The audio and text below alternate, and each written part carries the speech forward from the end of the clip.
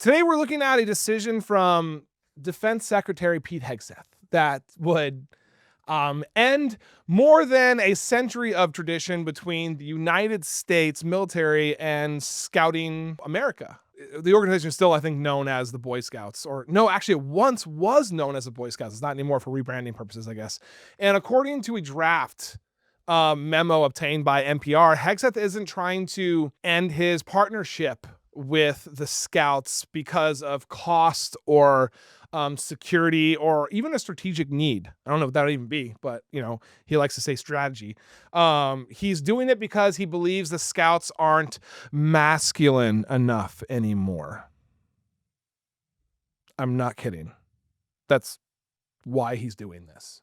So let's talk through, what that memo actually says, because what it doesn't say and what this movement reveals about the direction of the Defense Department under, Trump's administration is entirely and completely different. Okay. So first of all, Hegseth claims that Scouting America has become genderless, too diverse, basically too woke, too inclusive. He argues that allowing girls into the program, expanding merit badge access, and increasing equity initiatives has created an organization designed to attack boy-friendly spaces. And because of this, he's moving to, end military support for the National Jamboree. I mean, a tradition the Pentagon has upheld since the Eisenhower, Eisenhower era.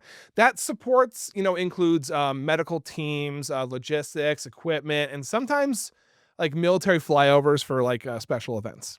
Okay, so Hegseth also wants to ban scout troops from meeting on U.S. military installations worldwide.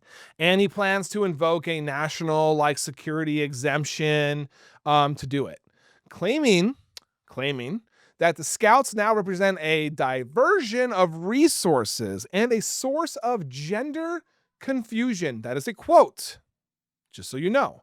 I mean, that is the argument he's trying to put out there, but let's talk about the reality. Congress, both parties, have required the Pentagon to support the National Jamboree for decades, okay? Not because of its politics, but because it's a pipeline of future service members.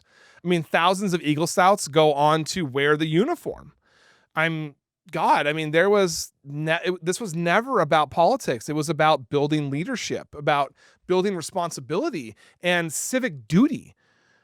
Traits that basically last time I checked, are apparently, how would I put that?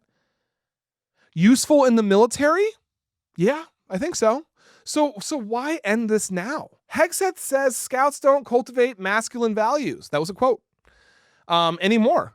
But if masculinity is so fragile that it can't survive a 10-day jamboree with girls present, then we've got a much bigger problem than merit badges here. Right?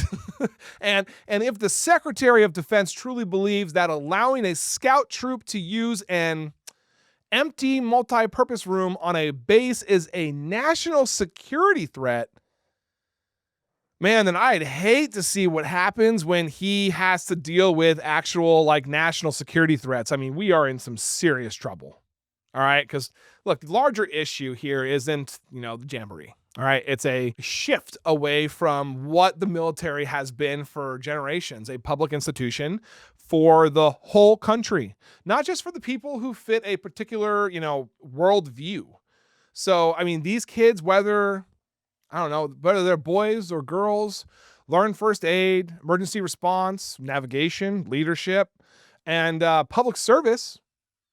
I mean, if that's not masculine enough for the defense secretary, then maybe the problem isn't the Scouts. And first of all, why does it even have to be masculine? I mean, I'm so sorry. I know women that are way better at land navigation than I am, and I was in the infantry. Okay, I know women that are better leaders than I probably ever will be. And I don't understand this thought process of masculinity is a leadership trait. That is the stupidest thing I've ever heard.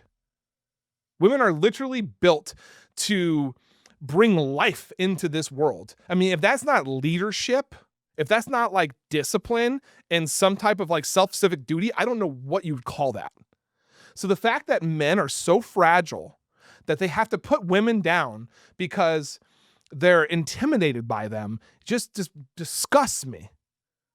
I would not be anywhere where I am today or the man that I am today without my wife. Hands down. Not even joking. Nowhere without that woman. Okay, so maybe the problem is the priorities of the people making these decisions. And this goes to a broader pattern that we've seen from Hegseth. I mean, banning transgender troops, removing LGBTQ plus figures from ships, and using political rhetoric at military events that are supposed to be nonpartisan. The question here is simple. I mean, do we want a military that reflects the country? Like actually all of the country? Or a military that reflects, right-wing extremist politics of whoever or whoever happens to be in power. So right now that question is being answered not with, strategy or security, but with culture war decisions about who gets to be included in American service and who doesn't. I mean, the story isn't about the future of scouting, okay? It's about the future of American institutions and whether they serve the public or serve an ideology. And everything should be geared towards public service. And when I say public service, I mean every single human being in the public, because they all deserve service. Thank you guys so much for watching. Make sure you guys like, comment, and subscribe to stay connected and informed to the stories that matter, the people that matter, and most importantly, the truth.